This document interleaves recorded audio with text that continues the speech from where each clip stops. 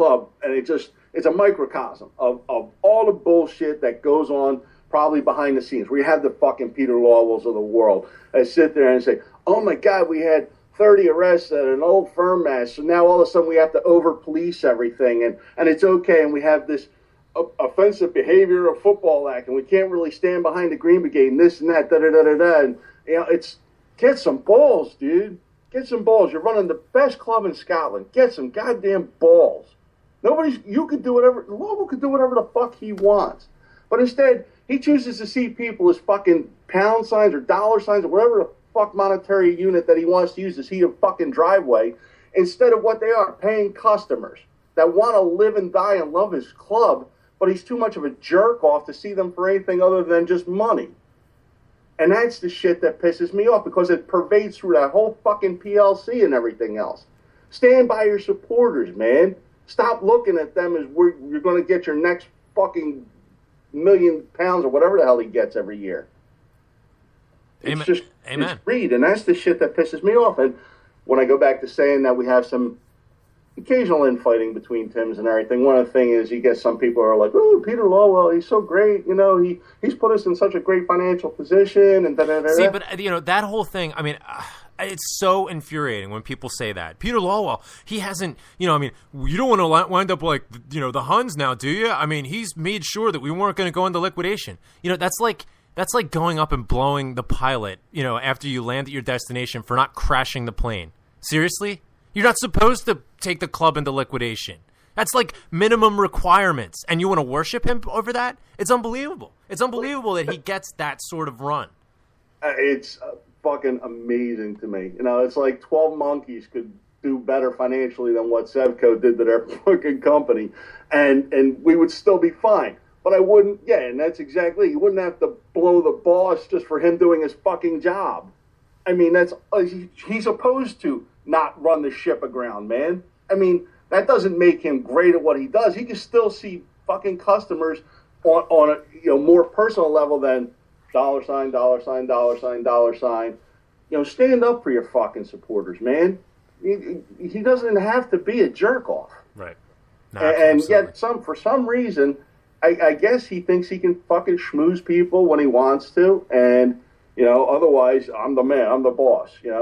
Fuck you, dude. Well, the shame of it is people like him will fucking come and go, but the supporters will still be there, man. Absolutely. No, well, that's just it. I mean, he takes the support for granted, and the shame of it is that he's passing up so many opportunities to grow the club, to bring in new supporters, to make it more accessible. Let me ask you, I mean, over time, we're talking about years, that have passed where we've been complaining about this. We've been struggling with this and everything. Have there been any improvements, in terms of reaching out to supporters, in terms of connecting with folks over here? I mean, has there been any sort of like gesture that tells you, maybe the tide is turning, maybe they're paying attention, anything at all? No, nothing. We're having the big fucking Bailey coming up in a couple of weeks. Well, what big contribution have they gave? This is the biggest thing except for the fucking annual North American thing. Right. What have they given to this? You see guys like Paul, and I remember seeing something about like where he tried to get his Asterisk Years book in the Celtic bookstore or something, and it was like, oh, they couldn't do it, and this and that, and they jerked him around. Why? He's the guy who took this fucking shit cheating fucking Hun Sevco thing to task for all the bullshit they did. He writes a book, does a whole big thing about he's not going to sit down and take it, man. He had to sit through that fraud, that 9-in-a-row fucking fraud that Sevco had, and he had the balls to write about it and go investigate this shit, have his fucking door kicked in by other assholes, and what has the club done for him? Right. What have they done for him? Right. It's unfucking real. It is. Green Brigade comes out there all the time, and they're fucking singing their hearts out, jumping around, fucking going crazy for his club, and that's Mr. Give him enough rope.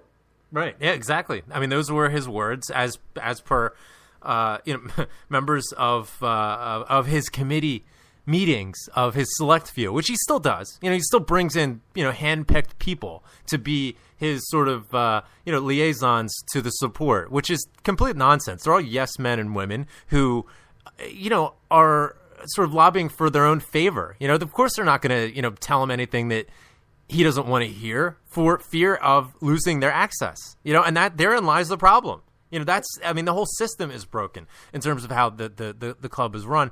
But you touched on Paul Larkin here, and it's a good segue for us. He's coming. Like you said, it's the Fela in a couple of weeks. The Philly Fela. It's turning into an annual thing, and long may it last. I think it definitely should be an annual thing, especially for those of us on the East Coast, where sometimes it's difficult to get to Vegas or wherever the National Federation's convention is going to be. If last year was any indication, this year is going to be absolutely phenomenal. Now, we have Paul Larkin. The great Paul Larkin is coming to America to premiere his feature film documentary, The Asterisk Years, which, let's be honest, he doesn't need to do that. He doesn't need to, bring it over and not just, make it available for us to see, but he's traveling over on his own dime, to come over, show the film, do a Q&A, with the supporters that want to come out, and there's loads of people that want to see the film itself. It's gotten so many great reviews of those who have seen it so far, and reviews of folks that have been at CSCs and elsewhere over in the UK and Ireland that have seen the film already. It's just I'm looking forward to it so much. But how big is that? He's doing this. He's coming over, and it's almost like the club have sort of kept us at arm's length, and Paul's like embracing us. It's huge. He's doing more single-handedly for Celtic than Celtic has ever done for him or anybody else in North America. Let's get that straight. People in North America that love Celtic, we've done this without much help from them at all. What have they done? Go back to the Real Madrid game a couple years ago. What the fuck did they do? Did they bring anything over, jerseys or anything else? They barely showed up for the blessing at the famine memorial. This guy on his own dime, like you said, he's coming all the way across. And it's not cheap, man. He's coming across the fucking Atlantic to sit here and talk about, all the things that are important to Tim's, not just that would be important to Tim's over Scotland, but over here in North America that we care about too. Right. He didn't forget us, where the club, we could say to a certain degree, has. Right. Well, here's the thing with Paul. He's lived here. Not just, he's lived in New York for several years, spent some time at Rikers Island as well. You can read all about it, and By Any Means Necessary. You can find that on Amazon. I definitely suggest going out and purchasing that and reading it if you haven't. But, he's spent time in Chicago, not just visiting. He's essentially lived in Chicago for a short time, traveled throughout the Midwest, spent some time on the West Coast, even came to Philadelphia a couple of times, where we ran into Darren Dalton. That's a totally different story. But he gets it. He understands not just the opportunity, that the club has here, but he understands people like me and you. And it's not just me and you. You go to the Fela, anybody who was at the Fela last year, or any of the people that are turning up to the Fela this year, if you weren't there last year, you understand. It's not just me and Yampi. There's loads of people throughout this continent that love this club and that just want to support the club and want to be engaged with fellow supporters, with the club itself. And Paul gets that. This is why, in my opinion, I think that you and I and he as well have such a strong connection, because he's just like you, where everybody that's met Paul understands. Within 5 minutes of meeting Paul, he's just extremely authentic and genuine. About his intentions. The context of what he's doing, and he loves Celtic. More than anything. And it's this is going to be for me. This would be the first time I actually get to meet him face to face. Like I said last time, when you guys all hung out and stuff, I wasn't part of that whole scene, and that's cool. But he and I are going to be hanging out a few days. You're going to get to meet everybody else in Philly. I'm going to show him around, give him the whole 5-star tour and everything.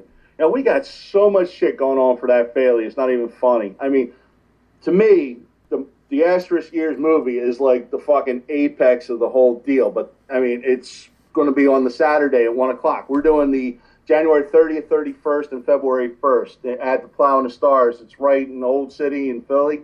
And we got everything going on. It's going to be the Friday night there. We're going to have Irish music with John O'Callaghan. They're going to be doing when they do the hanging of the banners and everything at 7 o'clock. It's a whole fucking huge rail of Plow. The upstairs is just friggin' Celtic banners from pillar to fucking post, man. And it's going to be fantastic. the Saturday in the morning at 11 a.m., we're going to the Irish Memorial where all the Tims go down towards the memorial at I-95 and everything. And it's done fantastic. It was it Stokesy there for the Real Madrid one, right? He sure was. I got my picture with him. It was a great moment of my life. Yeah, he hustled past me. He looked kind of like he was ready to piss himself, but he always to like my armpits and stuff. But I mean, it's cool. I mean, we have. I mean, this is the Family Memorial in Philly is far and away like our crown jewel, man. It's beautiful. It was so tastefully done. It's huge. I mean, it's like I'd probably say it's got to be among the best that there is. I mean, that I would say at least in North America, if not on the whole fucking planet. You got 1 o'clock. The Asterisk years with Paul's going to be there. I mean, the movie kicks off and everything. And I expect all the Philly boys and everybody else from North America, the Tims, to come out and be checking them out and everything and be able to ask in the Q&A questions about what went on with Rangers and all that stuff and the way they fucking cheated and talking about the movie and everything and all the stuff that he had to go through to get this done. I mean, you're talking a Ruthian fucking effort, man. Absolutely. You got live music later on. Ray Coleman, Bogside Rose going into the whole fucking evening with the house packed and people partying. And then Sunday, just when you think you're done, man, you're ready to pass the fuck out. You're coming in first thing in the morning with a coffee and an aspirin. And we get to play a Diddy team. We get to play the biggest chumps this side of fucking Mars. We're going to whoop the shit out of the fucking Huns, dude. And after we do that, we got more music going on. Then there's this little thing at the end of the night called the Super Bowl, which the fucking birds killed us on because they couldn't even make the goddamn playoffs. We got the fat fuck Chris Christie going off to Dallas to watch that shithole fucking Cowboy team. But that's all right because they're not going to be around for the Super Bowl either. So it's going to be a jam-packed Philly 2015. So if you were there last year and you thought that shit was off the chain, you ain't seen nothing yet, my man. Fat fuck Chris Christie. I can't stand that fucking two-ton love god. Yeah. He's such a jerk-off. Yeah, there's not much to like. Well, Jumpy, tell us, I mean, you've been tasked with a pretty important role in Paul's time in Philly, generally, and also for the premiere itself. Tell us a little bit about that. And also, I mean, you're picking him up from the airport. You're putting him up at your place for a couple of days. I want to thank you for stepping up and helping him out. I know he appreciates it tremendously. Yo, man, it's what Tims would do, dude. What through your mind when he asked you? Well, tell us about your role with the premiere itself. I mean, he asked you to fulfill a pretty important function. And what went through your mind when he reached out to you and asked you to participate with him, to help him out? He just seems like the real genuine article, man. He's a super cool dude from everything I've gathered, and I mean. You don't run into a lot of solid people in your life. Most people are just full of shit, and you find that about them. Find that out about them, and you kind of shed them off in your life. But you try to keep the ones that are good close to you. And he seemed like a really cool dude. First time I really had a chance to talk to him was about the audio book for the Asterisk years. Right. He asked me if I wanted to read a piece there. Yep. And I said, absolutely, man. I mean, what greater fucking honor? You could have knocked me over with a feather. He didn't have to do that, and yet he did, and it was awesome. I wanted to do the best job I could for him. Mm-hmm. And we had the Faley last year, and he said, would you like to, for a trailer clip, like to do something, with the art museum, a little Rocky thing or something? I said, Philly connection, Celtic? Oh, man, you had me at hello. And some things, for various reasons, didn't come together for certain people and whatnot, and that's cool. We're very adaptive creatures.